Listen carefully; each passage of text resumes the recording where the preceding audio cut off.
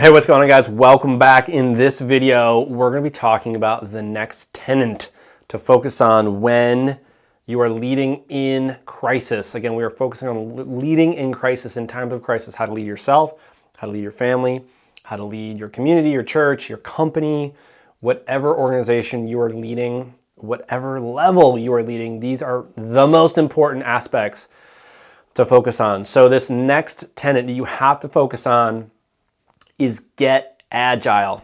And what I mean by that is that you got to cut the fat. You got to know where you got all these anchors that you're hanging on to. And in the last lesson, I talked about focusing on function.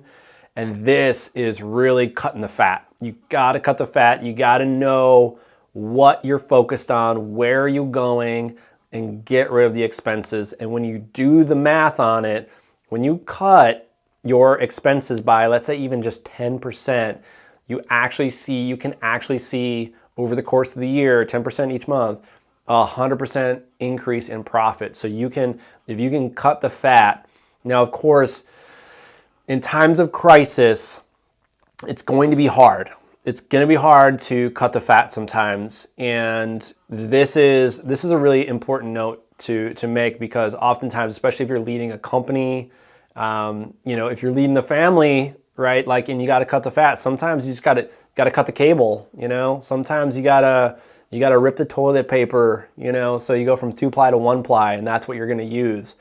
And sometimes that is the situation. And I get it. It's like, it's a little bit shameful. You feel like your pride is being just chewed up.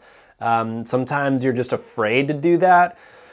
But just know that when you get agile, when you cut the fat, and you get down to the fundamental basics of really the things you need, you actually realize that you don't need all that much. And in fact, it's a lot easier to get by, whether in your family, in your community, in your company, than you're actually making it out to be. So that's super important. So when you are getting agile, the other aspect I want you to focus on is, what is your mission? Always go back to your mission. And I'm going to reiterate this in other lessons as well, because it is probably the most important part. And I didn't even make it its own tenet, but it's actually part of all of the tenets, which is know what your mission is, know what you're here to serve. And I talked about even that in getting functional. Know what your mission is, know what you're there to serve, because when you do, you'll be able to wake up every day and still continue on. You'll know that I'm taking care of my family, or I'm taking care of my community, or I'm taking care of my company, my people, my customers, even the customers that don't even know you yet, you're taking care of them. And that's really important, because when you do that, when you come from that place of service, then the world, the universe, whatever you want to call it, starts opening up to you, and you start telling people, hey, this is my mission. Like, I'm on a mission right now to help serve others, to help lead them through their crisis or their situation, or I'm here to help save the whales, or whatever your mission is. Continue to focus on your mission. Again, when you do, great things will happen. You will see amazing things come from that, because people want to help those who are serving.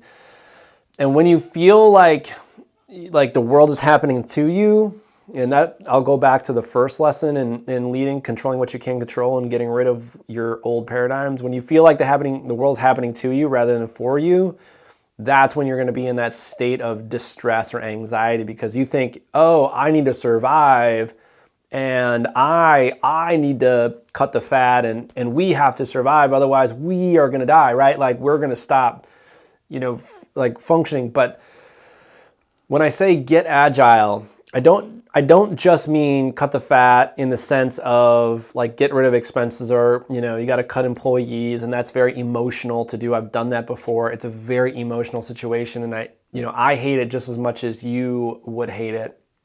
But just know that when you focus on serving, that the service to others oftentimes just is the most important aspect of this. And what I'll talk about in the next lesson, we'll kind of go on this a little bit more, but just know that you got to get agile, you got to cut the fat, and you got to focus on your mission.